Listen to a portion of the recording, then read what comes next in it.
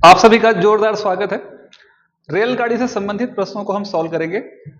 फर्राटेदार जो रेलगाड़ी चलेगी वो आपको हॉस्टल वर्णन के मंजिल तक लेके जाएगी।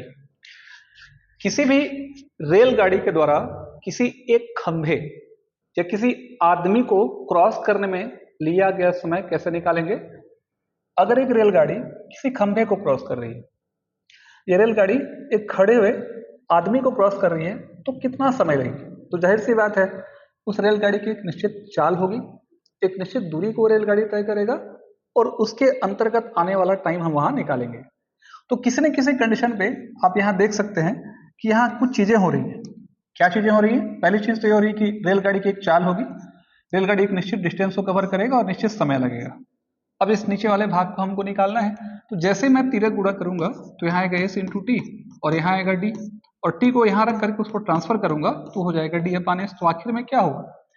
डी उस रेलगाड़ी के द्वारा तय की गई दूरी को एक्सप्रेस करेगा कि रेलगाड़ी कितने डिस्टेंस को क्रॉस कर रहा है, और एस उस रेलगाड़ी की गति को यानी चाल को एक्सप्रेस करेगा कि रेलगाड़ी किस गति से आगे बढ़ रहा है। तो जाहिर सी बात है, चूंकि एक खंभे को क्रॉस कर रहा है रेलगाड़ी, ऐसी अवस्था में डिस्टेंस कितना कवर करेगा?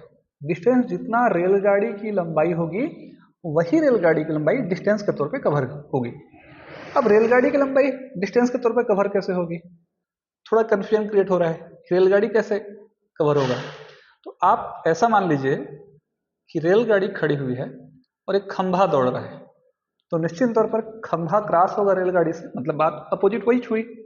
अगर खंभा दौड़ता हुआ क्रॉस कर जाए रेलगाड़ी को, तो कितना डिस्टेंस कवर करेगा? उतना ही डिस्टेंस कवर करेगा ना जितना रेलगाड़ी की लंबाई है। तो चली गई दूरी की जगह में हम क्या लिखेंगे? रेलगाड़ी की लंबाई, जो यहाँ पर लिखा है मैंने रेलगाड़ी की लंबाई, और किस गति से तय कर रहा है रेलगाड़ी, क्योंकि खंभा तो खड़ा हुआ है, तो रेलगाड़ी की चाल। समय बराबर दूरी भागित क्या? चाल। ये हमारा समय का फॉर्मूला है जो चाल दूरी समय से आया हुआ है। ठीक है, तो ये सबसे पहला कॉन्सेप्ट है, इस बात को आप दिमाग में रख लीजिए। दूसरा कॉन्सेप्ट ये है कि जैसे ही रेलगाड़ी किसी खंभे को क्रॉस नहीं कर रही है, खंभा और आदमी में कोई फर्क नहीं पड़ेगा ना। दूसरा पॉइंट देख लीजिए कि अगर एक रेलगाड़ी किसी खंभे को क्रॉस करने की बजाय एक पुल को या किसी प्लेटफॉर्म को क्रॉस करे, तो पुल या प्लेटफॉर्म को क्रॉस करेगी तो स्थिति क्या होगी? तो ऐसी अवस्था में रेलगाड़ी के द्वारा लिया गया समय, ये कब की बात है? ये तब की बात है जब रेलगाड़ी किसी खंभे को या तो किसी पुल को क्रॉस कर रही है ना। तो लिया गया समय हम कैसे निकालेंगे? यहाँ पर एक परिवर्तन आएगा, जो रेलगाड़ी की लंबाई होगी उस रेलगाड़ी की लंबाई में क्या हो जाएगा? पुल या तो फिर प्लेटफॉर्म की जो लंबाई है, पुल या फिर प्लेटफॉर्म की जो लंबाई है वो क्या हो जाएगी? जुड़ जाएगी। और क्रॉस कौन करेगा? रेलगाड़ी है, तो रेलगाड़ी की एक निश्चित चाल होगी, तो हर रेलगाड़ी की हम क्या रखेंगे? चाल रखेंगे। तो चली गई दूरी और लिया गया चाल का रेशियो ही रेलगाड़ी के द्वारा निकाले गए या लिए गए समय को एक्सप्रेस करेगा। तो अगर मुझे समय निकालना है तो ऐसी अवस्था में क्या करना पड़ेगा? रेलगाड़ी की लंबाई के साथ पुल या प्लेटफॉर्म की लंबाई जुड़ जाएगी, आंसर मेरा निकलेगा। अब कंफ्यूजन अगर क्रिएट हो रहा है आपको कि सर कैसे ऐसा, इसकी पुल की लंबाई जुड़ रही है और खंभे की लंबाई को आपने छोड़ दिया, पुल की लंबाई क्यों जुड़ेगी? आप ये समझ लीजिए कि एक आदमी है, ये खंभा है, एक ही खंभा है। अब आपका घड़ी जो है किस समय काउंट होगा? जब ये खंभा मान लो कि यहाँ आ गया, अब अकेला खंभा है, ये दौड़ रहा है यहाँ पे आया तो ये डिस्टेंस कवर हुआ। लेकिन अब एक खंभा अकेला तो नहीं, बहुत सारे खंभे हैं, बहुत सारे खंभे को जोड़कर मान लो कि पुल बना दिया गया। तो ये पहला 1 2 3 4 5 6 खंभे हैं, तो पहला नंबर का खंभा और छठवें नंबर खंभा, अगर पहला नंबर खंभा अगर यहाँ आएगा, छठवां इधर कहीं आसपास आएगा समझने के लिए। तो पहला वाला खंभा यहाँ तक गया तो केवल इस रेलगाड़ी की लंबाई कवर हुई। अब हम तब तक लेंगे टाइम को जब तक कि छठवां नंबर खंभा इसे क्रॉस ना कर जाए। तो 6 को आप यहाँ लिख लीजिए और यहाँ पर आ जाइए, है ना। तो सोचिए एक यहाँ आया, तो मतलब ये पहला डिस्टेंस क्रॉस हुआ, ये वाला डिस्टेंस। इस डिस्टेंस को क्रॉस करने के बाद फिर डिस्टेंस क्रॉस हो रहा है, तो भाई हुआ क्या? ये लंबाई और ये लंबाई दोनों जुड़ गई। तो जब भी कोई रेलगाड़ी किसी खंभे को या किसी पुल को क्रॉस करती है तो दोनों की लंबाइयां जुड़ जाती हैं। ठीक है, अब अगला सवाल ये भी हो सकता है आपके मन में, आपके दिमाग में कि सर लेकिन पुल या प्लेटफॉर्म की लंबाई को क्रॉस करते समय तो आपने पुल या प्लेटफॉर्म की लंबाई को जोड़ दिया, लेकिन खंभे या किसी आदमी को क्रॉस करते समय क्यों नहीं जोड़ा? तो बाबू लोग और नोनी लोग ध्यान रखना, ये जो पार्ट देख रहे हो ये वाला है ना, रेलगाड़ी की लंबाई आधी किलोमीटर, 1 किलोमीटर, 2 किलोमीटर, 1.5 किलोमीटर होती है, और ये हमारा जो कमर या कमरा है वो तो बहुत छोटा होता है ना। ये खंभे की चौड़ाई कितनी होगी? पतला सा खंभा, तो इस दूरी को इस दूरी के रूप में नगण्य माना जाता है, इसलिए इस डिस्टेंस को लेने की आपको जरूरत नहीं है। इस बात को समझिए, कंफ्यूजन क्रिएट नहीं करना है, ठीक है, नो कंट्रोवर्सी, ठीक है। चलिए सवाल बनाते हैं, और वो सवाल मैंने अपने प्रैक्टिस सेट से लाए नहीं, प्रैक्टिस सेट के सवाल आप लोग के लिए कठिन हो जाते हैं। तो जो अनसॉल्व है, जो आया हुआ एग्जाम में क्वेश्चन है व्यापम पीएससी का, उसी को शुरुआत में सॉल्व करते हैं। क्वेश्चन नंबर 1 क्या बोल रहा है? एक रेलगाड़ी 36 की स्पीड से एक खड़े हुए आदमी को 8 सेकंड में क्रॉस करती है, रेलगाड़ी की लंबाई कितनी है? सिर्फ यहां पर रखिएगा आप speed equal to distance upon time, लेकिन कुछ कंट्रोवर्सी यहां क्रिएट हो रही है। कैसी कंट्रोवर्सी क्रिएट हो रही है? रेलगाड़ी की चाल आपको दी है किलोमीटर प्रति घंटे में, देखिए यहां पर 36 किलोमीटर प्रति घंटा, और एक आदमी को क्रॉस करती है 8 सेकंड में। ये 8 सेकंड में क्रॉस हो जाता है खंभा एक रेलगाड़ी के द्वारा, एक व्यक्ति तो व्यक्ति है मान लीजिए, हाँ, और आपको आंसर दिया है मीटर में। तो कुछ परिवर्तन करना पड़ेगा। चाल दूरी समय का वीडियो मैंने बनाया है, प्रीवियस प्लेलिस्ट में चले जाइए हॉस्टल वार्डन के, वहां देख लीजिए अगर आपका बेसिक मजबूत नहीं है तो, कि कहाँ कैसे यूनिट को हम चेंज करते हैं। देखिए आपकी ट्रेन की स्पीड है 36 किलोमीटर पर आवर, तो हम लोगों ने पढ़ा है कि अगर मुझे मीटर पर सेकंड में कन्वर्ट करना है तो 5/18 से गुणा करूंगा तो मीटर पर सेकंड में कन्वर्ट हो जाएगा। 18 दूनी 36, तो 5 दूनी 10, तो 10 मीटर पर सेकंड जो है मेरी ट्रेन की स्पीड हो गई। उसके बाद टाइम लग रहा है 8 सेकंड, मीटर पर सेकंड में यूनिट सेकंड है, उधर 8 सेकंड में यूनिट सेकंड है, तो कोई फर्क नहीं पड़ेगा। Speed equal to distance upon time का फार्मूला लगा दीजिए, 10 मीटर पर सेकंड की स्पीड से, ठीक है, 8 सेकंड में वो कितना डिस्टेंस कवर हो पाएगा, वही उसकी ट्रेन की लंबाई, क्योंकि ट्रेन इस आदमी को क्रॉस करके आगे निकल गई, तो ट्रेन कितना लंबा है, ये डिस्टेंस ही आंसर बनाएगा। तो सीधा सीधा यहां से 13 गुणा करेंगे तो 10 अट्ठे 80, क्योंकि मीटर पर सेकंड में कन्वर्ट किया था, इसीलिए आंसर हमारा क्या हो जाएगा, 80 मीटर। ये चौथे नंबर का आंसर मेरा पहले प्रश्न का उत्तर हो गया, ठीक है। यानी speed equal to distance upon time, एक ट्रेन एक निश्चित गति से क्रॉस कर जाती है आदमी को, तो चाल किसकी होगी, ट्रेन की, 10 मीटर पर सेकंड। दूरी कैसी कवर होगी, जितनी ट्रेन की लंबाई है वो दूरी के रूप में आएगी, और समय जितना प्रश्न में दिया है कि 8 सेकंड में क्रॉस होता है, 13 गुणा करेंगे तो 80 मीटर, ट्रेन की लंबाई 80 मीटर निकल गई। पहला क्वेश्चन खत्म हो गया, ठीक है। छोटा सा कॉन्सेप्ट है और बहुत आसान है, ये आपके लिए बोनस चैप्टर है। चलिए सेकंड क्वेश्चन, एक रेलगाड़ी 35 की स्पीड से चलती हुई एक स्थान से गुजरने वाले, लगभग इस सवाल में भी लगभग वही कॉन्सेप्ट है, अपने को ज्यादा कोई समस्या नहीं है, ठीक है। चलिए अपन सीधा वन बनाते हैं। क्वेश्चन नंबर 6, 60 की गति से चलती हुई एक ट्रेन 1.5 किलोमीटर एक लंबे सुरंग को 2 मिनट में क्रॉस करती है, रेलगाड़ी की लंबाई कितनी है? ये शायद एसआई मेंस 2011 वाले एग्जाम में पूछा गया था, ठीक है। एक कंडीशन दे रहा है, क्वेश्चन नंबर हम लोग बना रहे हैं छठवां बना रहे हैं।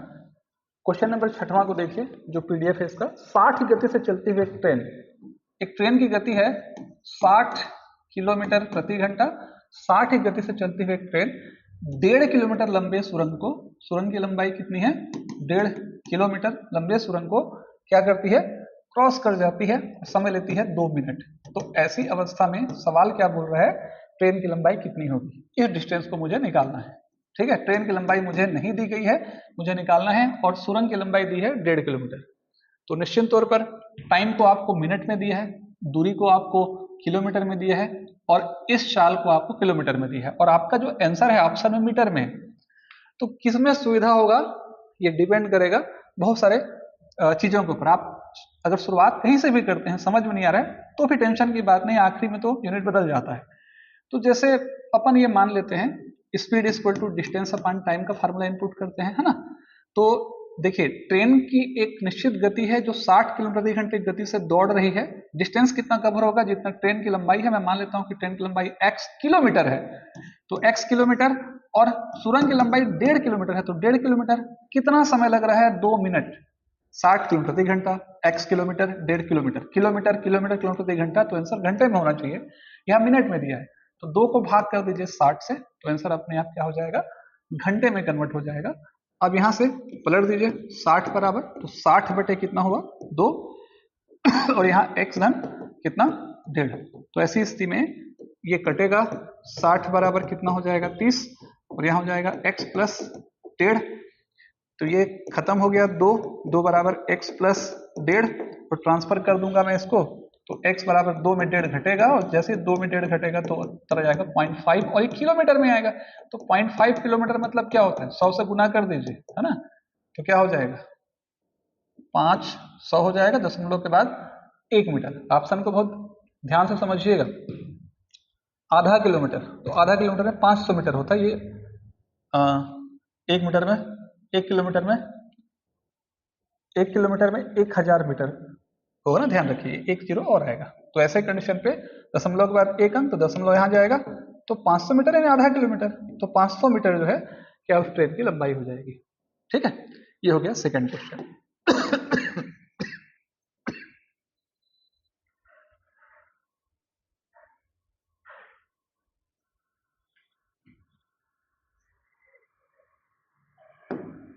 चलिए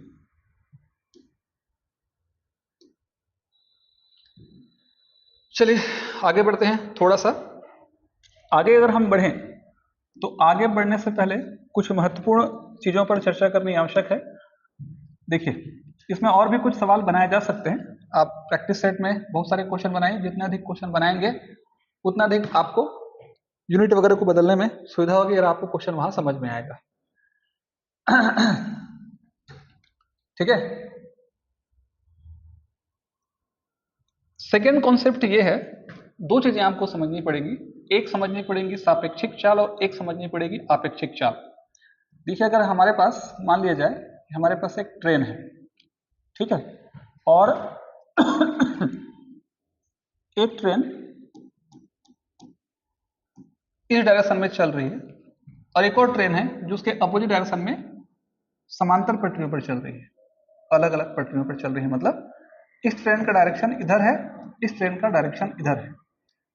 दूर से आने वाली ट्रेन इधर से जाने वाली ट्रेन को कितने समय के बाद मिल जाएगी, इस प्रकार की चीजें आपको परीक्षा में पूछता है। तो यहाँ आपको दो चीजें समझनी पड़ेगी, आपेक्षिक चाल, आपेक्षिक चाल।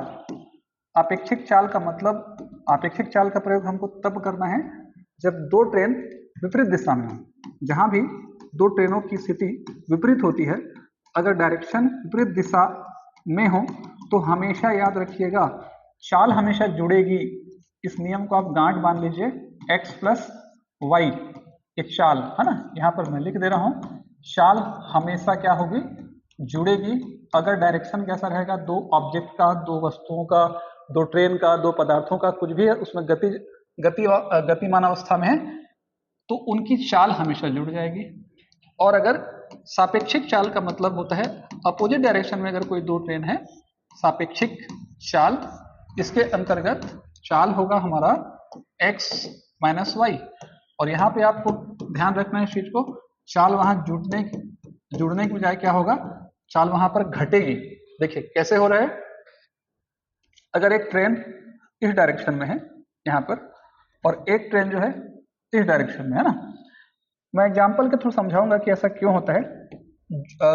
घटती और जुड़ती क्यों, उससे पहले हम समझेंगे, पहले लिख लेते हैं ना। जैसे एक ट्रेन इधर की ओर जा रही है, इसका डायरेक्शन जिस दिशा में है, पीछे आने वाली ट्रेन का डायरेक्शन भी उस दिशा में है, दोनों मतलब एक ही दिशा में जा रही है ना, समान दिशा में। यहाँ पर अब दिशा में यहाँ लिख सकते हैं आप, दिशा कैसी है आपकी? समान दिशा, समान डायरेक्शन में अगर दो ट्रेन जा रहे हैं, तो ऐसी स्थिति में उनकी चाल हमेशा घटेगी। चाल हमेशा घटेगी। अगर एक की चाल x किलोमीटर प्रति घंटा है, दूसरे की चाल y किलोमीटर प्रति घंटा है, तो x प्लस वाई हो जाएगा चाल, डायरेक्शन अगर अपोजिट रहेगा तो, और सेम डायरेक्शन रहेगा तो चाल हमेशा घटेगी, x माइनस वाई किलोमीटर प्रति घंटा हो जाएगा। इस नियम को आपको समझना है। मैं चाल की बात कर रहा हूँ, ट्रेन की लंबाई की बात मैं अभी कर ही नहीं रहा हूँ, है ना, बात को समझिए। देखिए क्यों जुड़ेगा, इस बात को हम थोड़ा सा समझते हैं। किस तरीके से दो ट्रेन एक दूसरे के डायरेक्शन में चलते हैं तो जुड़ेगा। आप ऐसा समझ लीजिए कि आप अपनी कार में बैठे हैं, ये आपकी कार है या आपकी बाइक है और इस डायरेक्शन में चल रहे हैं। ये मान लो कि आपका कोई दोस्त है, वो बाइक में है, आप कार में है, जैसा भी हो, दोनों एक दूसरे की तरफ चल रहे हैं। ये इधर आ रहा है और आप इधर चल रहे हैं, और अपन मान के चलते हैं कि दोनों के बीच में, अगर अपन मान लेते हैं कि 200 किलोमीटर का डिस्टेंस है ना, 200 किलोमीटर का डिस्टेंस है। अब निश्चित तौर पर ये अपन मान लेते हैं कि 210 किलोमीटर का डिस्टेंस है, ऐसा 210 किलोमीटर का डिस्टेंस है। अभी आपका दोस्त जो है वो 40 किलोमीटर प्रति घंटे की गति से निकला है और आपका इधर वाला दोस्त जो है 30 किलोमीटर प्रति घंटे की गति से इधर की ओर जा रहा है। दोनों का डायरेक्शन अपोजिट है। अब मेरे को ये बताइए कि निश्चित तौर पर जब ये निकलता है तो इसकी घड़ी में प्रातः के 9 बजे होते हैं, और जब ये निकलता है इस तरफ जा रहा है तो इसकी भी घड़ी में प्रातः का 9 बजा हुआ है ना। दोनों के घड़ी में समय जो है बराबर है। 210 किलोमीटर का डिस्टेंस दोनों के बीच में है। ये वाला कार सवार इस वाले बाइक सवार को कितने समय के बाद मिल जाएगा? तो मेरा सवाल सिंपल ये है कि चूंकि दोनों एक समय में निकल रहे हैं एक दूसरे की ओर, तो ये 1 घंटा में कितना डिस्टेंस कवर करेगा? पहला आदमी 1 घंटा में कितना डिस्टेंस कवर करेगा, पहले बताइए। ये 1 घंटे में 40 किलोमीटर प्रति घंटा 40 दौड़ रहा है, तो ये दौड़ेगा 1 घंटे में 40 किलोमीटर। इधर वाला भी तो आ रहा है, इधर वाला भी तो 1 घंटा दौड़ रहा है, तो इधर वाला 1 घंटे में कितना दौड़ रहा है? 30 किलोमीटर। तो निश्चित तौर पर एक ही समय अंतराल पर दो ऑब्जेक्ट एक दूसरे की ओर गति कर रहे हैं, और चूंकि समय एक साथ निकले थे और दोनों ऑब्जेक्ट में गति है, तो जाहिर सी बात है उन दोनों की जो अलग अलग दूरियां हैं वो कवर होंगी। यानी 1 घंटा लगेगा 70 किलोमीटर कवर होने में, तो 1 घंटा ही आया, क्योंकि समय तो एक साथ दोनों निकले थे, तो टाइम जो वेस्ट होगा 1 घंटा होगा, डिस्टेंस कवर होगी। तो डिस्टेंस कितने कवर होगी? 70 किलोमीटर। इसका मतलब क्या हुआ कि 70 किलोमीटर क्या हो रहा है 1 घंटे में, तो 70 किलोमीटर प्रति घंटा। तो यही तो है, प्रति इकाई समय में तय की दूरी है तो क्या बनाती है? चाल का निर्माण करती है, चाल बनाती है। तो 1 घंटे में कितना कवर हुआ? 70 किलोमीटर। तो प्रति इकाई समय में तय की दूरी चाल का निर्माण करती है, तो 1 घंटे में 70 का डिस्टेंस यहाँ कवर हो रहा है। और यही हमारी क्या है? अपेक्षिक चाल है, कि दो ऑब्जेक्ट जब एक दूसरे को चलेंगे तो उनकी चाल जुड़ जाएगी। ये सेम कॉन्सेप्ट है ना। मान लो कि एक व्यक्ति इधर है, ये 70 की स्पीड से चल रहा है, और एक व्यक्ति जो है यहाँ दूर है, ये 40 की स्पीड से तय कर रहा है। और यहाँ पर आप समझ सकते हैं कि 1 घंटे में 70, तो 3 घंटे में 7 × 21 210, वो अलग मैटर है। अभी हम सिर्फ समझ रहे हैं कि चाल क्यों जुड़ेगी। अभी डायरेक्शन दोनों का अपोजिट है, ये 70 की स्पीड से चल रहा है और ये 40 की स्पीड से चल रहा है।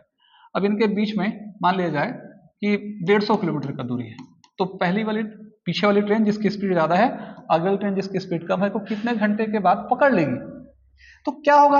ये 40 चल रही है, ये 40 चल रही, तो ये कितना चल रहा है? ये 40 + 30 चल रहा है, मतलब वो 40 चल रहा है, तो कवर तो करता ही करता है, 30 को भी कवर कर लेता है। तो प्रति घंटे क्या हुआ? ये भैया आगे 40 चला, तो ये 40 + 30 कूद गया ना। ये कैसा कुत्ता है? ये ऐसा कुत्ता है कि पहले 40 कूद करके 30 एक्स्ट्रा कूद जाता है 1 घंटे में। तो प्रति घंटे में चलेगी दूरी कितनी है? 30 किलोमीटर। तो अगर डायरेक्शन सेम हुआ तो वो जो 30 कवर कर रहा है, उस 30 को कवर करने के बाद एक्स्ट्रा 40 कवर कर लेता है, सॉरी 40 को कवर करने के बाद एक्स्ट्रा 30 कवर कर लेता है। तो इसीलिए दोनों की जो ध्यान रखिएगा स्पीड है वो डायरेक्शन सेम होने पर घट जाएगी, चाल घटेगी, चाल जुड़ेगी। लेकिन लंबाई, ट्रेन की लंबाई, हर बार ट्रेन की लंबाई चाहे डायरेक्शन कुछ भी हो, ट्रेन की लंबाई जुड़ेगी ही जुड़ेगी। मान लिया जाए कि 400 मीटर लंबी ट्रेन है, मैं अब लंबाई की बात कर रहा हूं, ये 500 मीटर लंबी ट्रेन है, ये एक दूसरे को क्रॉस कर रही है, दोनों का डायरेक्शन कैसा है? एक दूसरे की ओर है। तो जब क्रॉस करेंगी तो जो डिस्टेंस कवर होगा उन गतियों के द्वारा दोनों की लंबाई जुड़ेगी। क्यों? क्योंकि भाई ये ट्रेन यहाँ आ गई, समझिए इस चीज को, ये ट्रेन यहाँ आ गई, यहाँ पे पहुंच गई, तो ये डिस्टेंस कितना है? ये तो 500 मीटर है, तो डिस्टेंस क्या हुआ? क्रॉस हुआ, तो ये लंबाई इस लंबाई के साथ जुड़ गई, तो 400 + 500 900।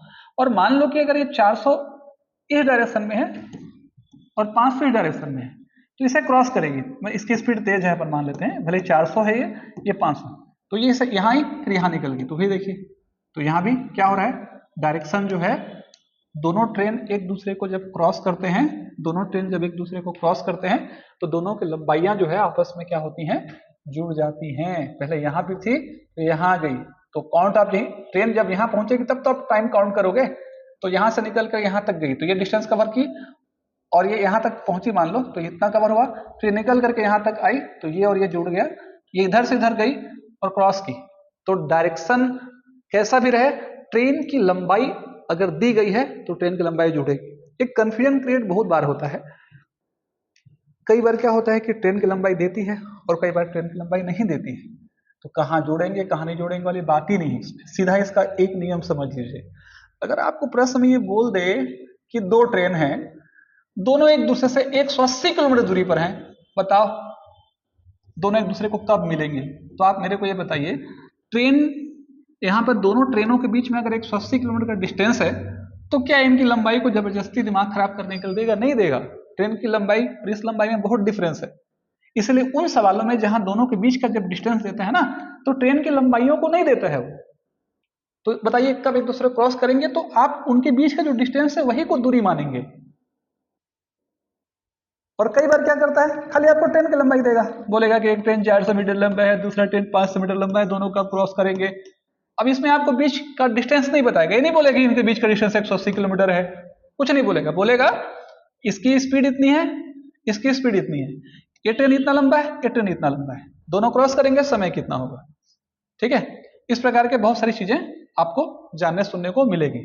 तो ऐसी अवस्था में क्या होगा, इस ट्रेन को आप यहां से क्रॉस करा दीजिए और लंबाई के रूप में दोनों की लंबाइयों को आपस में जोड़ दीजिए, हमारा काम तमाम हो जाएगा, काम खत्म हो जाएगा वहां पे। बात समझ में आई? तो इसके बेस पे अपन क्या करेंगे, कुछ सवाल बनाएंगे। इस क्लास में क्या है, बेसिक को क्लियर करने में ही बहुत सारा समय चला गया। कोशिश करूंगा कि अभी फिलहाल 2-3 क्वेश्चन कर दे रहा हूं, उसके बाद जब अगला क्लास आएगा तो हर प्रयास करूंगा कि और ज्यादा क्वेश्चन हो, क्योंकि जितना अधिक से अधिक आप क्वेश्चन सॉल्व करेंगे उतना अधिक आपको इस चीज का बेनिफिट मिलेगा। चलिए क्वेश्चन नंबर 15 देखते हैं। दो गाड़ियां जिनमें से प्रत्येक की लंबाई 120 मीटर है ना। 15 क्वेश्चन एक कंडीशन बता रहा है, दो गाड़ी हैं, प्रत्येक की लंबाई 120 मीटर है, 120 है प्रत्येक की लंबाई, समांतर पटरियों पर विपरीत दिशा में दौड़ रहे हैं।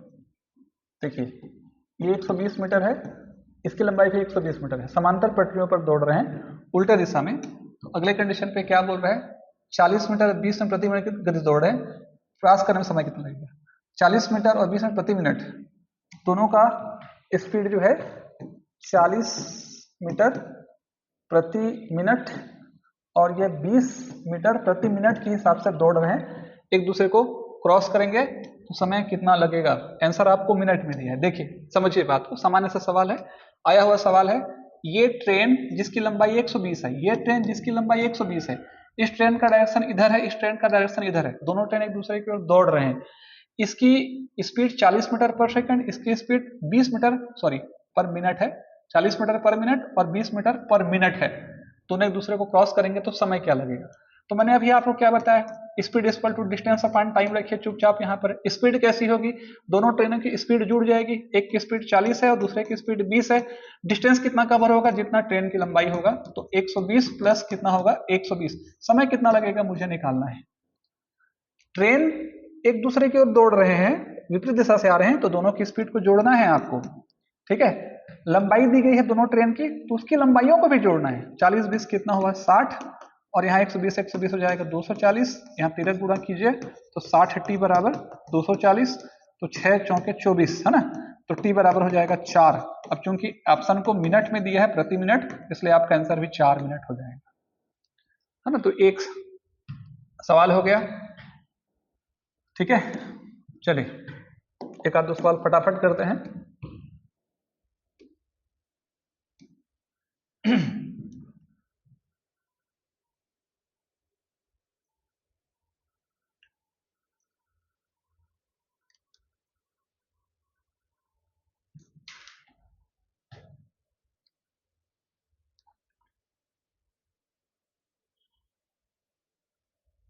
चलिए, समान लंबाई की दो गाड़ियां, क्वेश्चन नंबर 21 अपन बनाते हैं।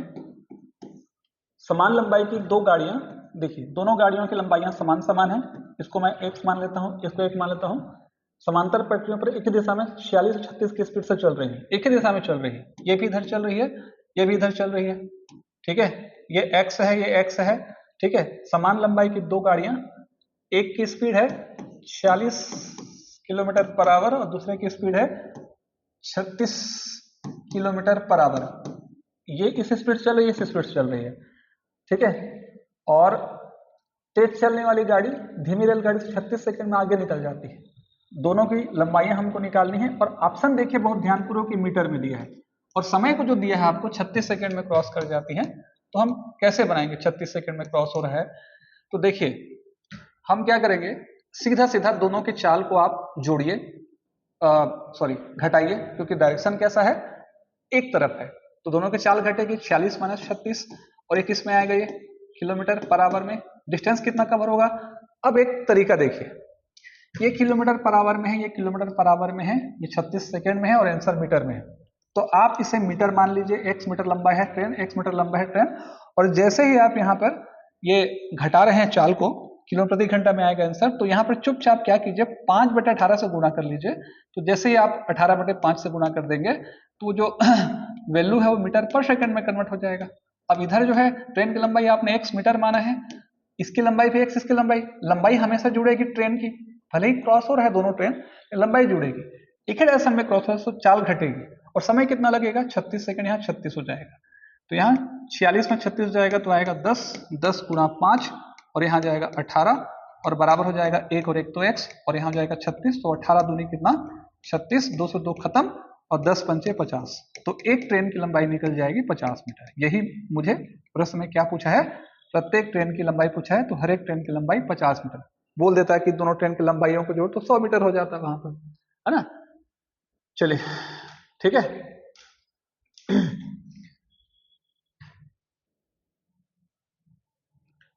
क्वेश्चन नंबर 23वां बनाते हैं।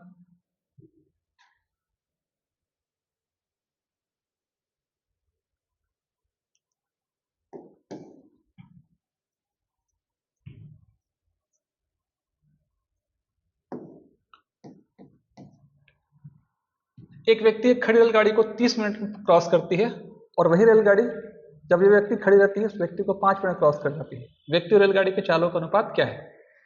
एक व्यक्ति एक खड़ी रेलगाड़ी को 30 मिनट में क्रॉस करता है। देखिए एक व्यक्ति है और एक रेलगाड़ी है।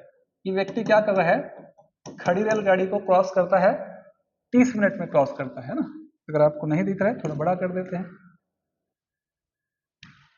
क्वेश्चन नंबर 23, एक व्यक्ति खड़ी रेलगाड़ी को 30 मिनट में क्रॉस करता है। रेलगाड़ी खड़ी है और समय लेता है 30 minute. Speed equal to formula होगा डिस्टेंस अपॉन टाइम। रेलगाड़ी, एक व्यक्ति खड़ी रेलगाड़ी को 30 मिनट में क्रॉस कर रहा है। अब हमको रेलगाड़ी की लंबाई हमको नहीं दी है तो x मान लेते हैं। रेलगाड़ी की चाल यहां से इनडायरेक्ट निकलेगी। रेलगाड़ी की लंबाई को मैंने x मान लिया। अभी यूनिट को मत लिखें, ज्यादा बेटर है। 30 मिनट में क्रॉस करती है, मैं 30 मिनट ले लेता हूं तो मुझे चाल मिल जाएगी। ये अपन मान लेते हैं कि मीटर में है तो x मीटर पर मिनट है ना। x मीटर पर मिनट के हिसाब से मुझे चाल निकल गई रेलगाड़ी की पहले वाले कंडीशन पे। वही रेलगाड़ी जब व्यक्ति खड़ी रहती है तो 5 मिनट में क्रॉस करती है। अब देखिए, अब रेलगाड़ी क्या करेगी, एक व्यक्ति खड़ा है, अभी रेलगाड़ी खड़ा था, अब व्यक्ति खड़ा है। दोनों कंडीशन पे डिस्टेंस कवर होगा किसका, रेलगाड़ी का। तो फिर यहाँ speed equal to distance upon time का फार्मूला लगेगा। रेलगाड़ी की चाल आपने यहाँ निकाल ली है x मीटर पर मिनट 30 मिनट, तो x बटे 30 ले लेंगे इसको हम लोग, है ना। ये इस मीटर पर मिनट के हिसाब से दौड़ रहा है। ट्रेन की लंबाई कितनी मान के चले हो आप, x मीटर, तो यहाँ x मीटर हो जाएगा। और समय आपको दिया है कितना मिनट, आपको दिया है 5 मिनट। देखिए मिनट में है तो यहाँ x बटे 5 हो जाएगा, ठीक है। अब ऐसे कंडीशन पे